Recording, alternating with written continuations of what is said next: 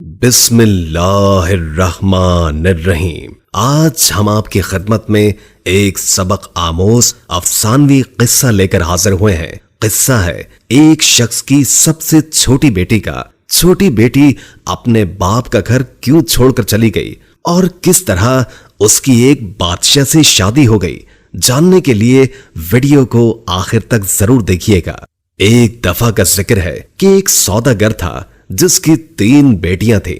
اس کی تینوں بیٹیاں بے حد خوبصورت تھیں، لیکن چھوٹی والی سب سے پیاری تھی۔ اس سوداگر کو اپنی تینوں بیٹیوں سے بے انتہا پیار تھا۔ وہ بس ڈرتا تھا کہ کہیں اسے کوئی چھوڑ کر نہ چلی جائے۔ اس لیے ایک دن سوداگر نے فیصلہ کیا کہ وہ اپنی تینوں بیٹیوں سے پوچھے گا کہ وہ اس سے کتنی محبت کرتی ہیں۔ وہ یہی سوچتے ہوئے اپنی سب سے بڑی بیٹی کے پاس گیا اور پوچھا، بیٹی تم مجھ سے کتنی محبت کرتی ہو؟ بڑی بیٹی نے جواب دیا، بابا جان میں آپ سے اپنی جان سے بھی زیادہ محبت کرتی ہوں۔ باپ یہ سن کر بے حد خوش ہوا اور اپنی بیٹی کو ایک قیمتی سونے کی مالا دی۔ پھر وہ اپنی دوسری بیٹی کے پاس گیا اور اس سے بھی یہی پوچھا کہ بیٹی تم مجھ سے کتنی محبت کرتی ہو؟ دوسری بیٹی نے جواب دیا، بابا میں آپ کو اس پوری دنیا میں سب سے زیادہ چاہتی ہوں۔ باپ بیٹی کی بات سن کر خوش ہوا اور اسے بہت سی سونے کی اشرفیاں دی۔ اب سوداگر اپنی سب سے چھوٹی بیٹی کے پاس گیا، بیٹی تم مجھ سے کتنی محبت کرتی ہو؟ سب سے چھوٹی بیٹی نے جواب دیا کہ نمک کے برابر۔ بیٹی کا جواب سن کر باپ کو بہت غصہ آیا۔ نمک تو انتہائی سستی اور معمولی چیز ہے، یہ مجھے اتنا پیار کرتی ہے؟ اور پھر سوداگر نے اسے بہت ڈانٹا اور غصے میں یہ بھی کہہ دیا کہ مجھے پتا ہے کہ تم ایک دن مجھے چھوڑ کر چلی جاؤ گی، اس لیے بہتر ہے کہ ابھی سے اس گھر سے چلی جاؤ۔ باپ کی بات بیٹی کے دل پر جا کر لگی اور وہ کسی کو بھی بتائے بغیر گھر سے روتے ہوئے نکل گئی۔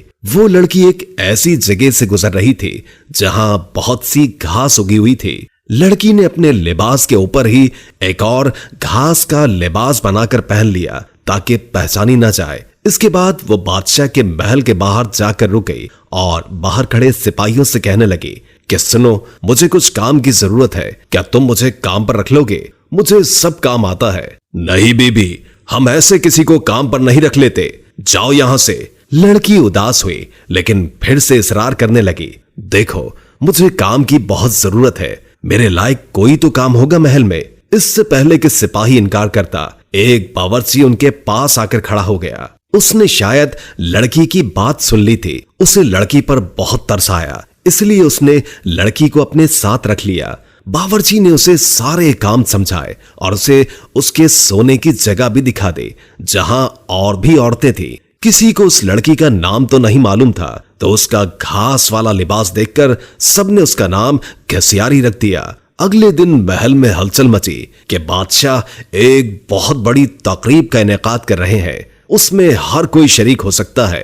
تمام ملازم عورتیں اپنے آپ کو سنوارنے میں لگ گئی۔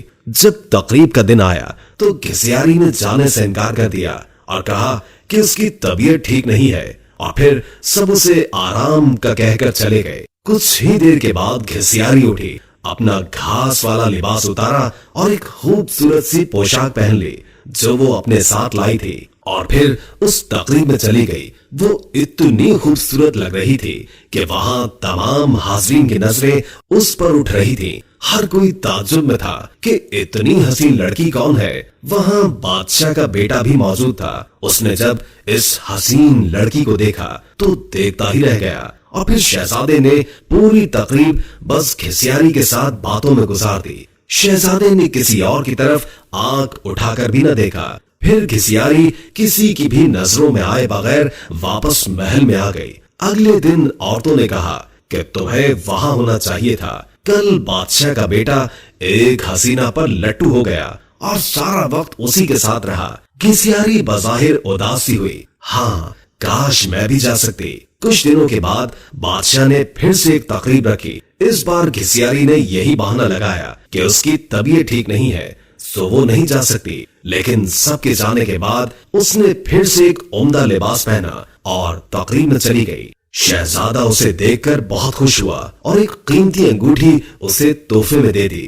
फिर तकरीब खत्म होने से पहले ही वो वापस महल में आ गई। दूसरी तरफ बादशाह का बेटा सौदागर की इस छोटी सी बेटी पर फिदा होकर रह गया था। उसने फैसला किया था कि वो अपने बाप से इस लड़की का जिक्र जरूर करेगा। अब अगली तकरीब शहजादे ने खुद जानबूझकर रखवाई ताकि वो इस लड़की से मिल सके, लेकिन इस बार घिसियारी न आई। शहजादा उदास हुआ। बादशाह को घिसियारी के बारे में कुछ भी मालूम नहीं था, इसलिए वो परेशान हो रहा था कि उसका पता कैसे और किससे करे।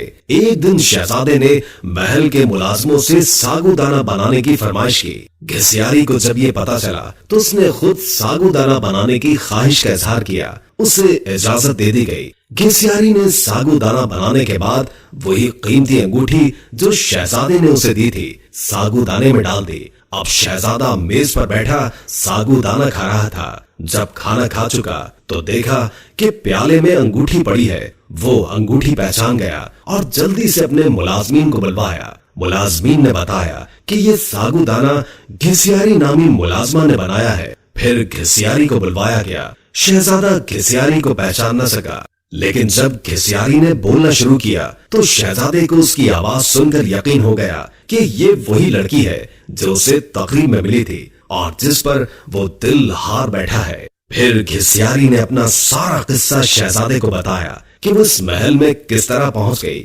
शहजादे ने घिसियारी का बादशाह को बताया और इन दोनों की शादी कर दी गई। शादी के बाद एक बहुत बड़ी तकरीब रखी गई। उस तकरीब में सिर्फ शहर के बड़े बड़े सौदागर और ओहदेदारों को बुलवाया गया था। घिसियारी के बाबा भी उस तकरीब में मौजूद थे। खाने का वक्त हुआ तो मेज हर तरह के लजीज खानों से भर दी गई, लेकिन जब सबने खाना शुरू किया तो पता चला कि खाने में नमक ही नहीं है। घिसियारी के बाबा ने बादशाह को मुखातिब करके कहा, इसमें तो नमक ही नहीं है। बादशाह हल्का सा हंसा और कहने लगा, क्या हो गया सौदागर साहब, सिर्फ नमक ही तो नहीं है, बाकी सब कुछ तो है ना इसमें। ये सुनकर सौदागर की आंखों से आंसू जारी हो गए। बादशाह ने उसे ताजुब से देखा और पूछा कि जनाब आप रोने क्यों लग गए। सौदागर ने कहा, आज मैं अपनी बेटी की बात समझ गया हूँ। खाने में नमक न हो तो चीज बदजायका हो जाती है, चाहे उस खाने में और कितने ही कीमती मसाला जात पड़े हों, लेकिन नमक के बगैर खाना कुछ भी नहीं। फिर सौदागर ने अपना किस्सा बादशाह को सुनाया और कहा कि मेरी बेटी मुझसे नाराज होकर चली गई है। मैंने उसे बहुत ढूंढा लेकिन वो नहीं मिली। मैं उसकी तरफ से बहुत परेशान रहता हूँ। सौदागर ने बादशाह को अपनी बेटी का हुलिया बताया तो बादशाह ने घिसियारी को बुलवाया और अपनी बेटी को सही सलामत देखकर बाप की खुशी का ठिकाना ही न था। सौदागर ने बेटी को गले लगाया और उससे माफिया मांगता रहा। दोस्तों, वीडियो अच्छी लगी हो तो लाइक करके शेयर कर दें और कोई अच्छा सा कमेंट कर दें। अल्लाह ताला हम सबको अपनी हिफ्ज़ व अमान में रखे। जज़ाकल्लाह।